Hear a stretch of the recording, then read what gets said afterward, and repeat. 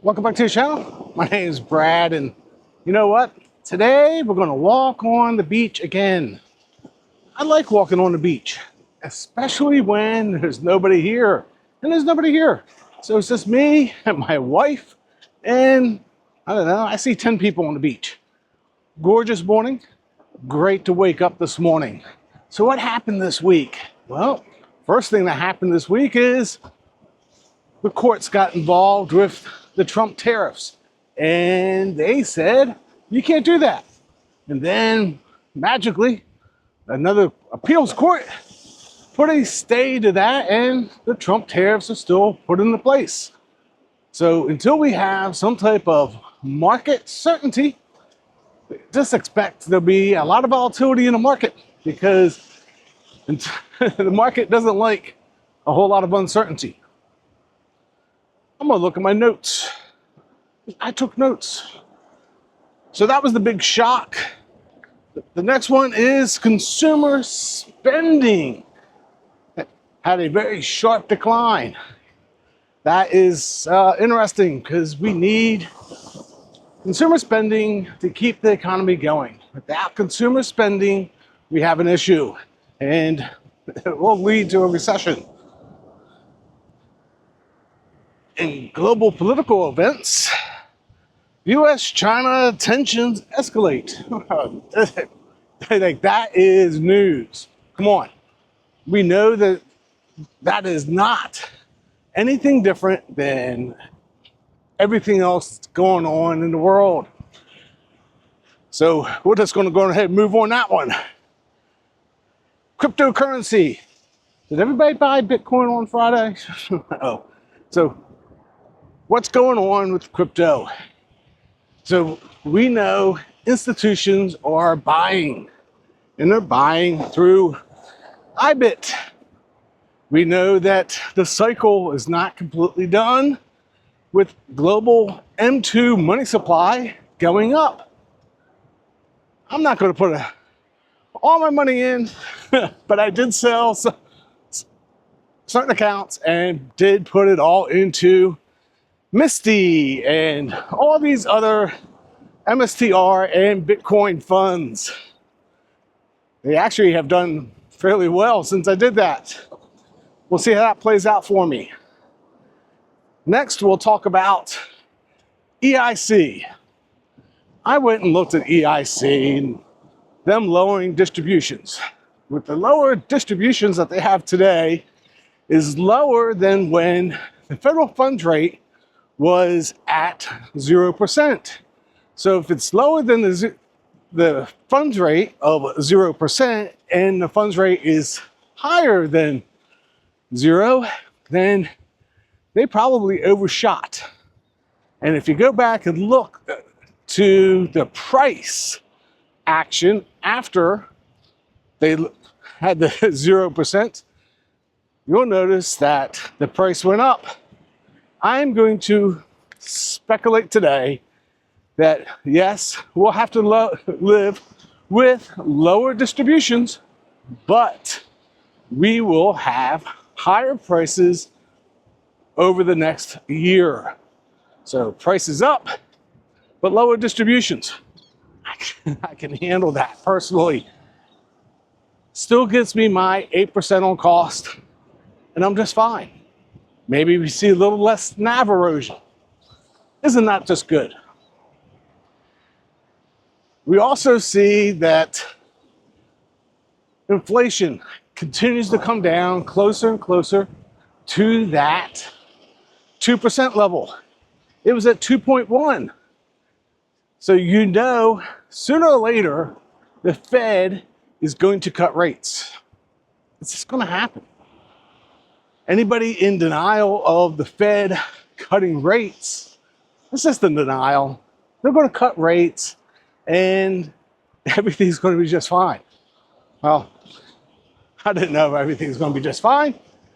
I'm speculating that with the Fed cutting rates, sometime this summer, end of summer, that things will look rosy for the stock market. We're going to talk about REX shares. Rex shares coming out with their MR double I might pick up a couple shares of that. You know, 1.25% leverage, only rating on 50% of the underlying. And that should be stipulated. It's 50% of the 1.25 leverage. So it's really 62% written on and 62% not written on, because it's floating right there near the 125% level. And that just gives you the thought of, you know, these funds always writing on 100%. Now, I watched a video the other day with Jay, our friend at Yield Max. And he said, if you watched the whole video, which was over an hour, I did play it back at 1.25 speed just to get through it. But there was a couple things he said. The 1940 Act on ETFs, he admitted that he had to educate himself or get more into these than 13 years ago. 13 years ago, we didn't have to worry about all these rules. There's all these rules now that on these ETFs that are out there. And he said that he didn't know all the rules. And that's why they have lawyers. Let's face it. You know, when I talked to a couple fund managers, they told me, hey, we set it up like this, and then our consulting lawyers made us go do this. So it gets complicated. And I'm just trying to get through some of the complications. I've studied them enough that I can see certain complications and certain ones that I'm like, this is fine. But writing, that gets me back to Misty. So one thing that they said, and this was with the fund manager of Misty and Jay, was they didn't write on 100% of the underlyings the other day. And that is interesting, because that will help your NAV if MicroStrategy goes up. And that's why I kind of like this new one from Rex Shares. Yes, they're not going to be targeting a certain distribution rate, but knowing that a portion of your shares is not written on, I can appreciate that. I can really appreciate that. I really don't want something to continuously get capped. I mean, that's why I personally like NEOS, because NEOS does not write on 100% of the underlying. And by them doing that, we have upside potential at all times. I noticed that BTCI, and I'll show this on Monday's video, ended up above the first strike, but below the second strike. So they got 75% of the upside up into that first strike, or 100% up to the first strike, and then 75% thereafter. Also on NEO's front, the gold fund, according to my sources and the information I saw, should come out on Monday, June 2nd. We will see if it comes out. I checked their website this weekend, because that's what I do on the weekends, is look at funds. What a life. Just what a life. Anyway, what I noticed was they rolled all the calls on Friday. I will have all new calls for NEOS on Monday. So I'll have it all plotted out for us. I did look at the NASDAQ one. The first strike is somewhat high, but the second strike is very high. So there you go. I did not calculate the percentage that they wrote on, just didn't have time. I just saw that they had to do calls and figured, hey, gives me something to do Sunday night during quiet hours. In between, I'm gonna sit here and take a minute and look at the beach. Yes, looking at the ocean. Somebody said, don't turn my back to the sea. I think they don't realize I can see the sea in the camera that I'm looking at right now. It's like right there behind me. So anyway, a nice turnaround going back to civilization, because you can see going that way, there's nothing there. Actually, the next access point to this beach is 15 miles north. So access point here, and the next access point is 15 miles north. And that's why you don't see a whole lot of people on the beach. But that also tells me I get to enjoy it. And no, I'm not going to tell you where it's all at, because then you might show up and I won't be all by myself at the beach enjoying it. So I really like that. I really liked that inflation is finally getting down to that 2.1. Long-term treasuries, rates above 5%. Those treasuries are just getting slaughtered. And personal opinion, I can't tell you if the rates are ever going to come down. And that's why I just sit back going, not getting into TLTW or TLTP from NEOS. Long-term treasuries, not going to do it until I have a clear sign that there's a reversal.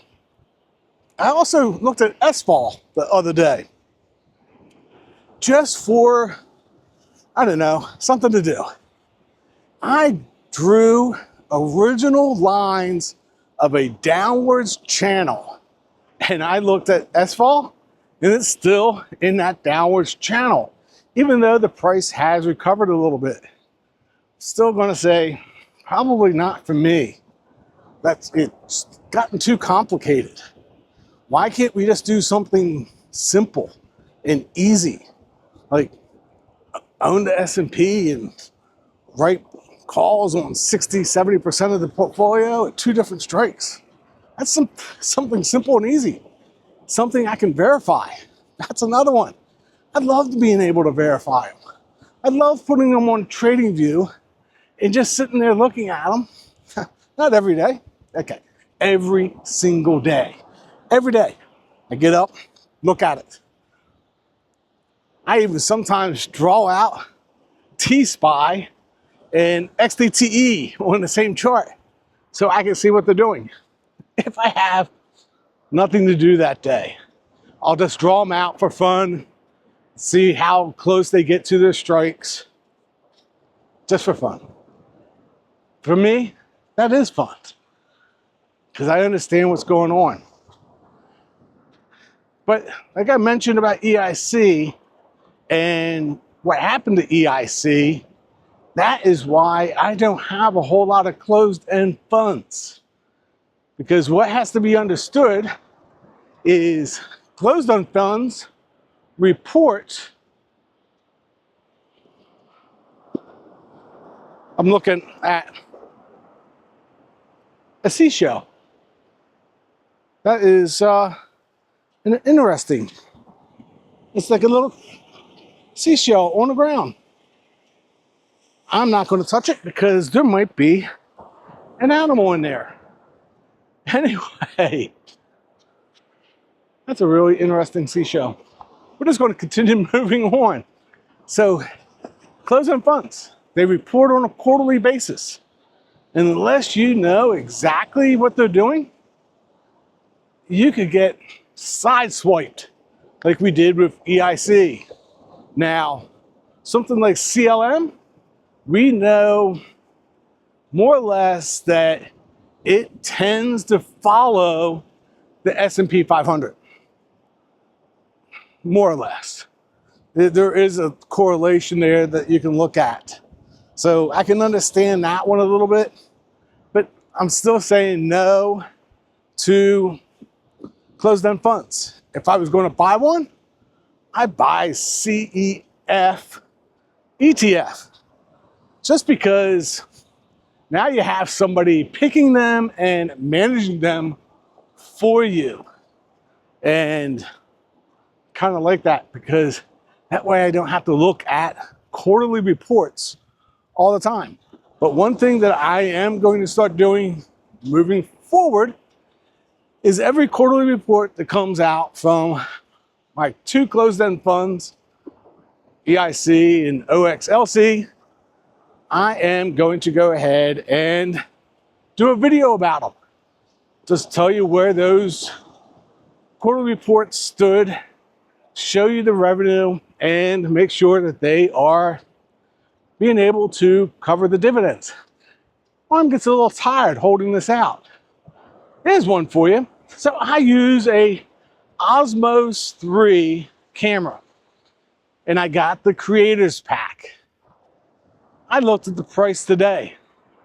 It's like $500 more for this Creators Pack than what I paid for it, all because of Trump tariffs. So there you have it. I will go ahead and leak this out. I was invited to ring the closing bell at the NASDAQ in July. Right now, I will be going. I think that'll be an exciting time.